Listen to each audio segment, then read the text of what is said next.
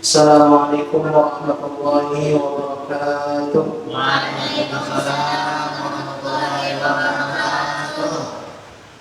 Innal hamdalillah nahmaduhu wa nasta'inuhu wa nastaghfiruh wa na'udzu billahi min shururi anfusina wa min sayyiati a'malina. May yahdihillahu fala mudilla lahu wa may yudlilhu fala hadiya lahu. أشهد أن لا إله إلا الله وحده لا شريك له وأشهد أن سيدنا محمدا عبده ورسوله لا نبي بعده. اللهم صل وسلم على سيدنا محمد وعلى آله وصحبه أجمعين. أما بعد. Yang terhormat yang sama-sama kita hormati pembimbing Majelis Baitul Muttaqin Ustaz Haji Nawawi, yang malam ini saya udah perlahan, tapi kayaknya kita sebagai pemanasan ya kita sharing-sharing aja. Mungkin saya pernah dapat beberapa ilmu nanti dari guru saya yang saya sampaikan. Jadi sebagai motivasi juga buat kita belajar biar agak berhenti ngajinya. Karena mungkin yang lagi di sini udah pernah dengar makalah ulama, mungkin ini makalahnya juga terkenal. Di antara makalah ulama tentang mengaji, utlubul ilma minal mahdi ilal. Kita disuruh nuntut ilmu, bukan disuruh paham ilmu. Itu ulama, nanti Nabi juga bersabda, Nabi juga bilang di dalam satu hadisnya, thalabul ilmi fardhatun ala kulli muslimin wa muslimin. Kita diperintahnya buat nuntut ilmu, buat nyari ilmu. Kalau paham itu nanti bonus dari Allah Subhanahu wa taala. Ya. Jadi kalau ditanya, emang apa lu ngaji mulu? Lah itu perintah Nabi. Nabi nyuruhnya kita ngaji.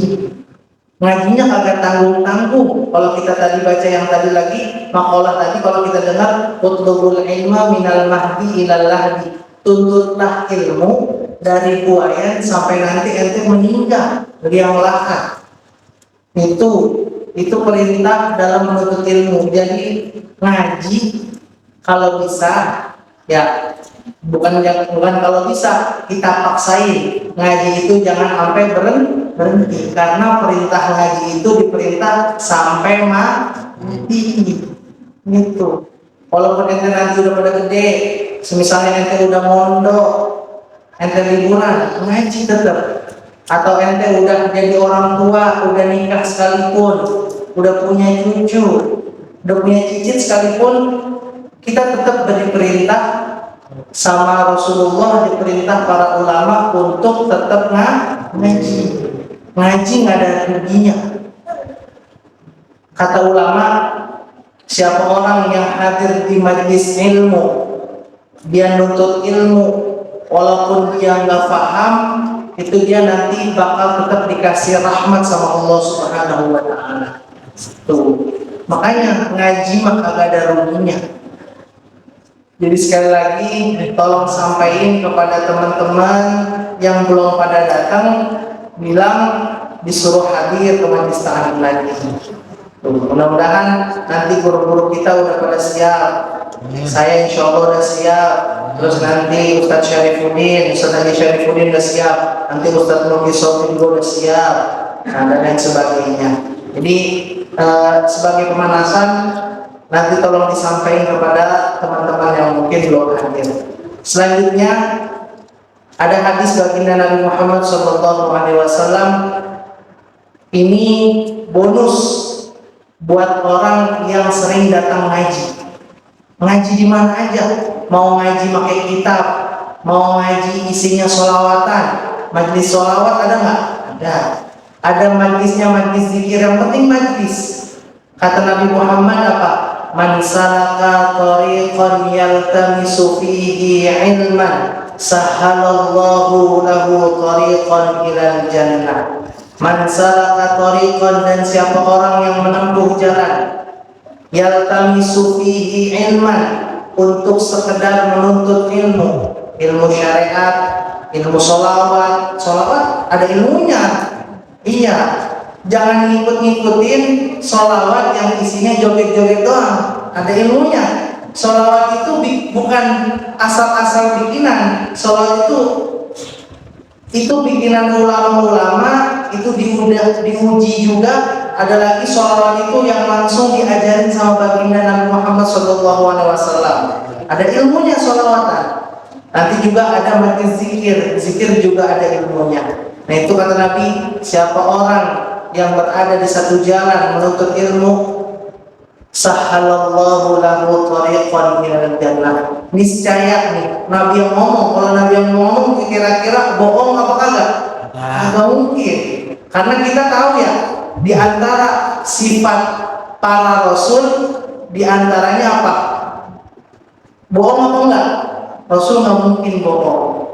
Tuh. Jadi katanya sahalallahu thariqan ilal jannah. Niscaya bakalan dimudahin baginya untuk menuju jalan ke surganya Allah Subhanahu wa taala. Mudah-mudahan ya wasilah kita ngaji nanti ketika kita di akhirat kita udah keseok-seok, amal ibadah kita mungkin menurut kita banyak ternyata dikit karena ente ngaji sama guru-guru, udah gitu gurunya nggak main-main, gurunya punya sanad, nanti ente bisa ketarik.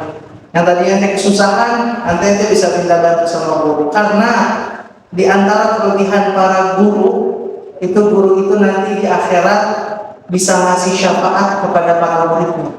Iya. Makanya ya nih catatan buat saya juga pribadi. Kita sebagai murid kalau bisa jangan sampai nyakitin hati guru. Iya. Yang kedua, kalau bisa jangan sampai kita ngomongin guru, jangan sampai. Apalagi gurunya mungkin menurut kita ada cacat-cacatnya, jangan kita omongin. Itu guru itu luar biasa dah. Sampai-sampai ada satu karangan ulama isinya apa yang pertanyaan gini. Jadi judul kitabnya itu pertanyaan, siapa yang lebih kita dahulukan, orang tua apa guru? Nah di situ saya pernah baca dalam satu karangan itu ulama berpendapat, ada yang bilang ulama orang tua didahulukan, ada yang bilang guru. Kenapa guru itu lebih didahulukan daripada orang tua? Kenapa pertanyaannya seperti itu? Jawabannya kebanyakan sekarang ini orang tua hanya gedein Allah doang, gedein badan. Beda kalau orang tua plus jadi guru. Kalau sekarang orang tua kita khususnya itu kebanyakan buat gedein badan kita doang, ngasih makan, ngasih jajan, iya ngasih gizi. Sedangkan rohani kita belajar sama guru-guru. Terus apa lagi? Bukan cuma rohani, pelajaran kita matematik. Kira-kira kalau yang ada rezekinya dilesin nggak? Dilesin. Apalagi dan lain sebagainya. Jadi orang tua cuman ngasih gizi doang ke anak. Makanya ulama sampai berpendapat seperti itu. Kira-kira yang lebih didahulukan siapa? Orang tua apa guru? Nah ulama, di antara ulama-ulama yang berdebat, ada yang bilang guru lebih didahulukan daripada orang tua. Kenapa? Ini, tapi ingat, ini dalam konteks kita belajar. Kalau lagi di rumah itu orang tua gak ada lawannya. Sampai-sampai Allah bilang di dalam Quran, wala taqul lahuma uff. Ngomong aja, apalagi sampai nonyolin orang tua, itu mah hitungannya kalau dalam ayat itu udah dibilang anak durhaka. Allah bilangnya apa? Wala taqul lahuma uff, dan janganlah kalian berkata kepada keduanya Berarti model-model kayak kita nih, kita lagi seneng-senengnya, lagi asik-asiknya main handphone contohnya. Kalau anak laki saya yakin lagi asik-asiknya pada mabar sama teman-temannya. Tiba-tiba orang tua manggil, nyuruh. Kita contohin Ramdan lagi mabar sama teman-temannya, lagi nongkrong sama teman-temannya, lagi main bulu tangkis dah coba dah. Nah terus emaknya manggil, dan tolong beliin emak sayuran ke pasar. Ramdan cuma ngomong itu kalau di dalam Al-Quran Ramdan udah termasuk daripada anak yang durhaka kepada orang tua. Saking tingginya juga makomnya orang tua. Jadi kalau selain makom taklim, orang tua nomor satu. Ya, hatta walaupun kita nanti udah pada gede, udah pada jadi orang tua, udah pada punya pasangan, orang tua di nomor satu gitu. Kalau orang tuanya masih lengkap, orang tua. Apalagi emak, masya Allah, keramat. Jangan sampai kita nyari-nyari keramat kemana-mana, emak kita masih ada, nggak minta doain sama emak kita. Salah. Keramat yang ada di dekat kita minta doanya. Itu orang tua. Nah kita balik lagi. Jadi Nabi Muhammad SAW tadi sudah berpesan kalau orang yang ngaji itu kagak ada ruginya. Sampai-sampai Nabi bilang Allah bakalan mudahin buat menuju jalan kemana? Surga. Makanya jangan sampai kita berhenti ngaji. Ngaji bukan di sini doang. Ngaji banyak nggak pengajian? Banyak. Alhamdulillah di daerah kita pengajian alhamdulillah udah mulai banyak. Contoh pengajian bulanan, boleh ikut apa enggak? Boleh. Kalau waktunya ada, daripada di rumah, daripada ngomongin orang, daripada mabar, ya di daerah kita sekarang RW6 alhamdulillah ada pengajian sebulan sekali. Kita ikutin setiap malam Sabtu di minggu pertama. Kalau nggak ada acara, mendingan kita ikut ngaji. Ikut ngaji kagak ada, kagak ada ruginya. Apalagi kalau ngaji bulanan, insya Allah rohani dapat, jasmani juga dapat. Biasanya gitu. Kita ngaji, nanti habis ngaji biasanya apa? Ada santapannya. Makanya baik itu yang perempuan nggak apa-apa, perempuan mau ngaji silakan.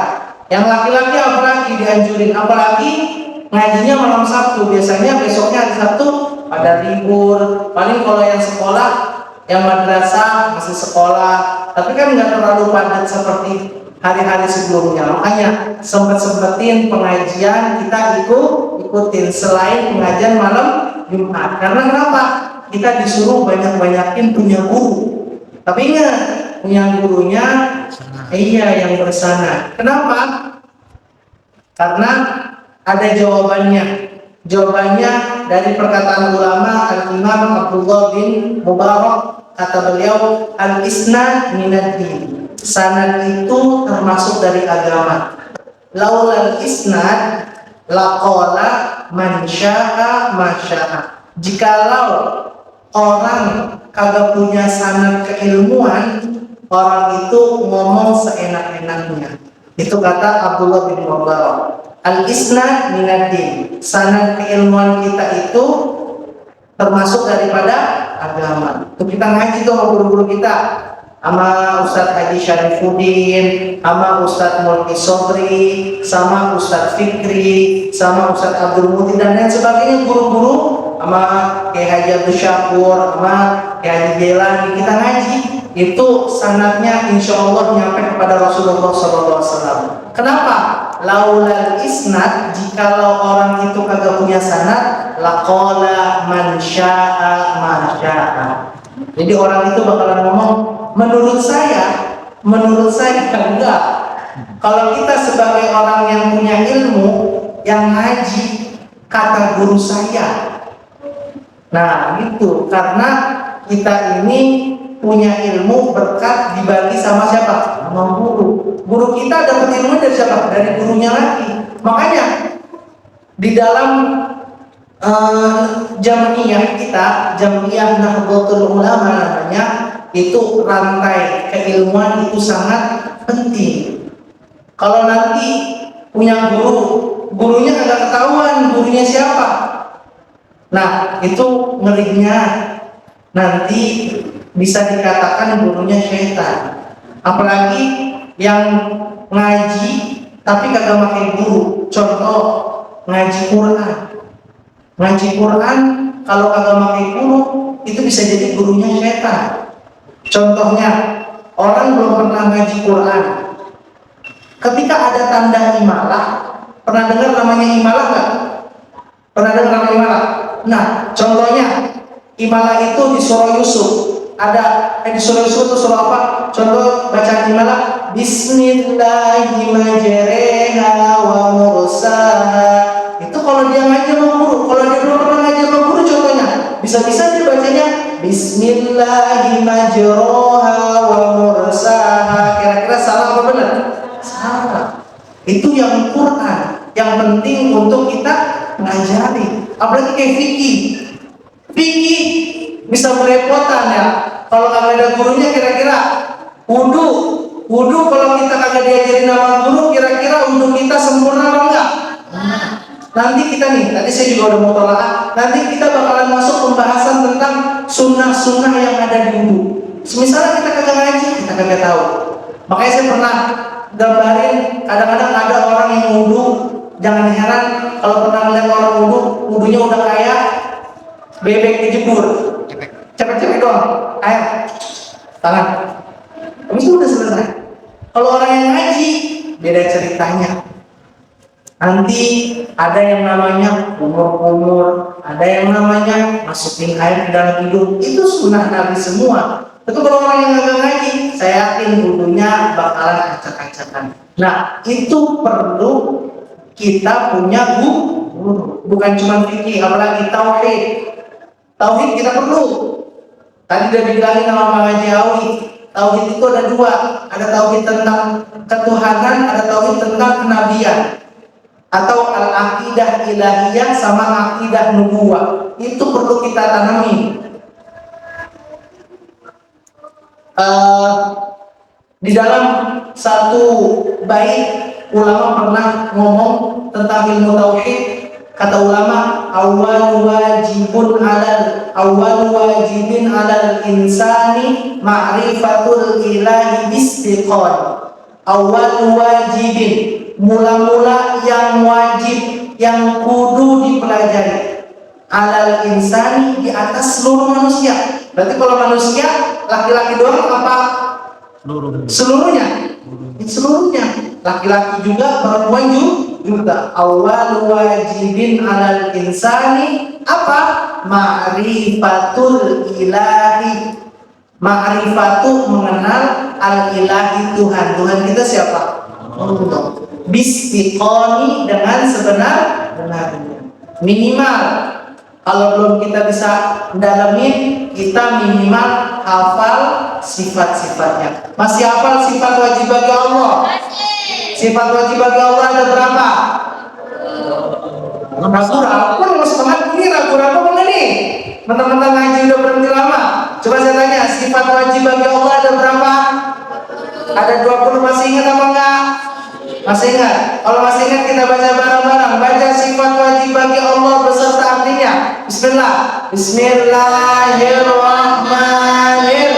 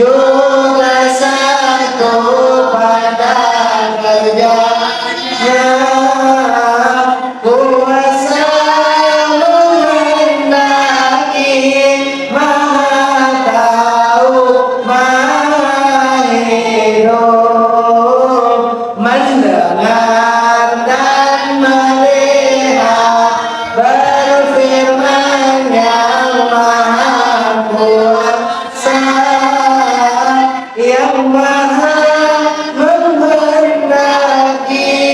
maha tahu, maha hidup. Bukti yang mendengar, yang melihat, dan yang berfirman, jadi semula yang wajib ada 20. Wajib kita tahu, wajib kita tahu, wajib kita hafal. Tuh, itu tentang tauhid. Makanya tadi kata ulama, awal wajibin alal insani ma'rifatul ilahi istiqomah. Setelah kita fikih, kita udah bener syariatnya, tauhid kita udah benerin, yang terakhir akhlak. Makanya kita di sini juga ada pelajaran tentang akhlak. Kenapa? Karena kalau orang kagak punya akhlak, itu kagak bakalan beres. Orang-orang nggak bakalan nyegerin dia, bakalan jadi orang sombong. Makanya kata ulama-ulama, al-adab fauqal ilm. Jadi adab itu di atasnya ilmu. Walaupun dia punya ilmu banyak, dia udah hafal Quran, dia udah hafal hadis, tapi dia kagak punya akhlak, adab sama siapa aja? Sama yang sebaya. Makanya di akhlak libanin, akhlak tentang anak-anak, ada nanti akhlak kepada orang tua, ada akhlak kepada sesama, ada akhlak kepada pembantu, ada akhlak ada akhlak kepada yang lebih kecil dari kita, ada akhlak kepada siapa? Kepada guru dan lain sebagainya. Nah itu kita diajari. Karena apa? Karena kalau orang nggak punya adab, itu kagak bakalan dihargai sama orang. Ini omongan saya, pegang mudah-mudah. Jadi kalau orang nggak punya adab, itu kagak bakalan dihargai sama orang. Makanya ulama sampai ngomong al-adabu fauqal ilmi. Jadi adab itu di atasnya ilmu. Apalagi dia ilmunya banyak, udah gitu dia beradab.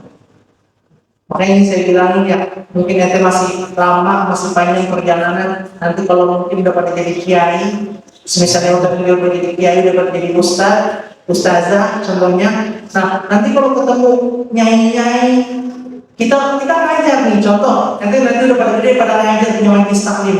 Ketika kita ketemu orang tua, walaupun dia ngajar sama kita tetap salam.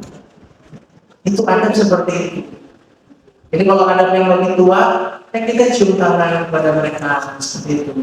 Jangan mentang-mentang kita udah punya ilmu banyak kita bertantang bertengkar.